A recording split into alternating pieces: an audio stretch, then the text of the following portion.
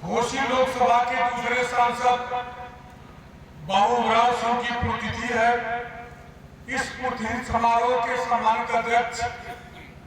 हम सबके मार्गदर्शक, इस विद्यालय के पूर्व प्रबंधक आदरणीय श्री प्रकाश सिंह जी, इस समारोह के मुख्य अतिथि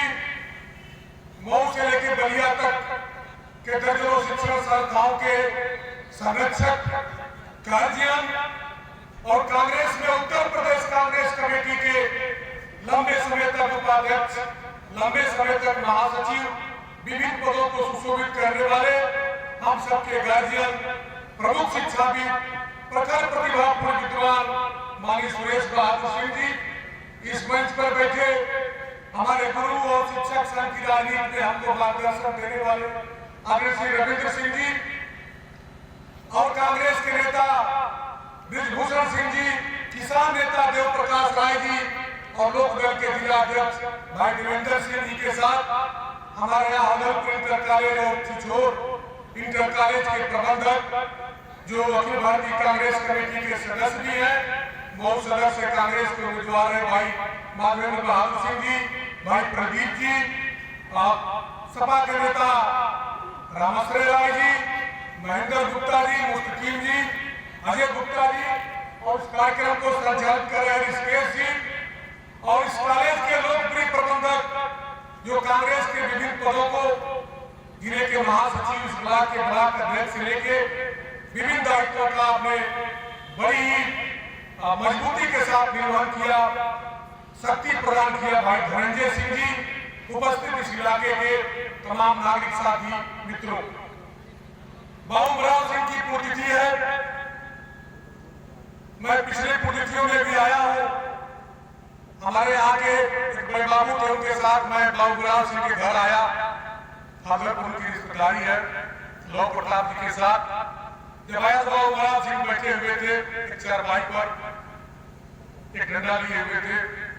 कुछ ही देर बाद वहां से पैदल सड़क पर गए, फिर आए, बैठे, उनसे बातचीत हुई। उनको लगा ही नहीं देखने पर कि वो सांसद रहे। जनता के बीच में इतने लोकप्रिय थे, लोगों के बीच में रहना,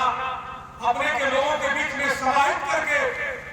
अपने अंदर न किसी प्रकार का अहंकार, न किसी प्रकार का घमंड, न किसी प्रकार का उनका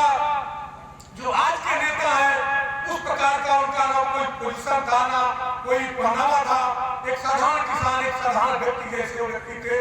मैं देखकर बड़ा आश्चर्य रहा। मैंने पूछा कई लोगों से कि सांसद जी बड़े अजीब स्थिति में है, तो लोगों ने कहा कि इनके जैसा व्यक्ति ये त्याग के प्रतिमूर्ति है, ये अपने व्यक्तिगत स्वार्थों को तिलांजलि देकर समाज सेवा का व्रत लिए और घर से निकले जब गोकुलपुरा से तो एक साधारण परिवार से निकले थे, लेकिन अपने कर्म के बदौलत, अपने पुरुषार्थ के बदौलत वह व्यक्ति भारत की संसद में पहुंचकर इस क्षेत्र का अलग जगाने का काम किए थे। जब हम कांग्रेस के अध्यक्ष थे तो उनके बनारस के जो नेता थे बड़े कमलापत त्रिपाठी के पहुंच आए, उन्होंने कहा कि मेरे बाबा चर्चा करते थे बाबूराव सिंह की, उनका घर कहाँ है, धनंजय भाई से मैंने बात कराया। इन्होंने कहा कि उनके नाम पर उन्होंने मेरे विद्यालय में कमरा स्थापित किया और बाबूराव सिंह के नाम पर मेरे संस्थान में आए थे। ऐसे महापुरुष जिनकी यादगार आज भी होती है, सभी लोग याद करते हैं और त्याग की प्रतिमूर्ति, सादगी के प्रतीक के रूप में ऐसे महामानव समाज में कभी कभी पैदा होते हैं। मैं उस व्यक्ति को देखा, समझा नजदीक से। मैं आज भी चर्चा करता हूँ बाबूराव सिंह का, ऐसे महामानव जो भारत के संसद को सुशोभित किया हो, डॉक्टर जी अहमद को हराए हो और इस इलाके को गौरवान्वित करने के लिए जिस प्रकार का उन्होंने अपना जलवा दिखाया, ऐसे कभी लोग पैदा होते हैं। इस इलाके में आदरणीय श्री प्रकाश जी, धनंजय भाई बराबर चर्चा करते हैं कि न विद्यालय था, न सड़कें थी, न स्कूल था। जब जिला परिषद के अध्यक्ष हुए, इस इलाके में निर्माण और विकास का जो उन्होंने काम किया, उससे प्रेरणा लेके कल्पना था निर्माण और विकास को आगे बढ़ाने का काम किया। ऐसे ही हमारे क्षेत्र में स्वर्गीय शिवशंकर सिंह जी, जो साधारण परिवार के हदलपुर से निकले, माननीय हमारे मुख्यमंत्री के पिता थे, अपने पुरुषार्थ के बदौलत हदलपुर से लेकर बलिया तक उन्होंने अनेक शिक्षण संस्थाओं को स्थापना कराया। कुंवर सिंह डिग्री कॉलेज बलिया से लेके सरदार वल्लभ भाई पटेल इंटर कॉलेज हाजरपुर तक उनके शिक्षण संस्थान है। उस समय साधन नहीं थे, सांसद विधायक को काम नहीं कर सकते थे। उन्होंने साधना के बल पर इन महापुरुषों ने त्याग के माध्यम से इन संस्थाओं की स्थापना किया, निर्माण और विकास के कार्य किए। निश्चित रूप से सरकार के पात्र है और हम सब श्रद्धांजलि अर्पित करते समय ऐसे महापुरुषों के जीवन से